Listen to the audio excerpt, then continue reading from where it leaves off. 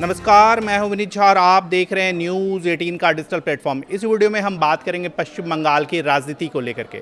पश्चिम बंगाल की पूर्व मुख्यमंत्री ममता बनर्जी की पार्टी तृणमूल कांग्रेस को बड़ा झटका देते हुए पार्टी के बागी सांसदों ने एनसीपीआई में शामिल होने का ऐलान कर दिया है। इसके साथ ही इन सांसदों ने भारतीय जनता पार्टी के नेतृत्व वाले राष्ट्रीय जनतांत्रिक गठबंधन को समर्थन देने की घोषणा भी कर दी है। हालांकि यह कदम राजनीतिक कदम के साथ साथ पाला बदलने तक सीमित नहीं था, बल्कि इसके पीछे दल विरोधी कानून से बचने की रणनीति भी शामिल थी। भारतीय संविधान की 10वीं अनुसूची, जिसे दल विरोधी कानून कहा जाता है, के तहत किसी सांसद या विधायक को अपनी पार्टी छोड़ने पर सदस्यता गंवानी पड़ सकती है। ऐसे में टीएमसी के बागी सांसदों के सामने चुनौती थी कि वे ममता बनर्जी का साथ भी छोड़े और अपनी संसद की सदस्यता भी बचाए रखे।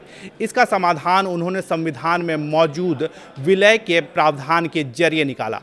कानून के अनुसार यदि किसी दल के कम से कम 2/3 सांसद एक साथ किसी दूसरी पार्टी में विलय कर लेते हैं तो उनकी संसद की सदस्यता समाप्त नहीं होगी।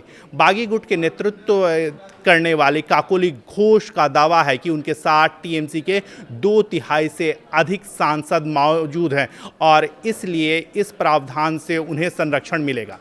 नई पार्टी बनाने की बजाय सांसदों ने पहले से पंजीकृत छोटी राजनीतिक पार्टी एनसीपीआई में शामिल होने का रास्ता चुना। वर्ष 2023 में गठित यह पार्टी मुख्य रूप से पश्चिम बंगाल के हावड़ा क्षेत्र तथा त्रिपुरा और आसाम जैसे पूर्वोत्तर राज्यों में सक्रिय रही है। चुनाव आयोग में यह एक पंजीकृत गैर मान्यता प्राप्त राजनीतिक दल के रूप में इसे दर्जा प्राप्त है। एनसीपीआई ने 2023 में त्रिपुरा विधानसभा चुनाव में 4 उम्मीदवारों को उतारा था, लेकिन उसका प्रदर्शन काफ़ी सीमित रहा था। रविवार की घटनाक्रम की अगर हम बात करें तो रविवार को घटनाक्रम काफ़ी तेज़ी से आगे बढ़ा। सबसे पहले बागी सांसदों ने केंद्रीय मंत्री भूपेंद्र यादव, जो पश्चिम बंगाल के चुनाव प्रभारी भी थे, उनसे मुलाकात की। उनसे मुलाकात करने के बाद उन्होंने लोकसभा अध्यक्ष ओम बिरला से मुलाकात की और ओम बिरला को टीएमसी सांसदों से अलग बैठने की उन्होंने एक पत्र भी सौंपा। इसके कुछ ही देर बाद उन्होंने एनसीपीआई में विलय करने की बात भी कही और इसके साथ ही साथ उन्होंने एनडीए को औपचारिक समर्थन देने का ऐलान भी कर दिया। इस बीच बागी गुट अब खुद को असली टीएमसी साबित करने की तैयारी में भी है।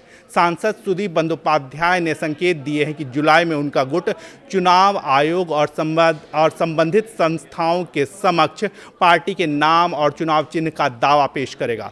उनका तर्क है कि जब बहुमत सांसद उनके साथ है तो उन्हें ही असली टीएमसी माना जाना चाहिए।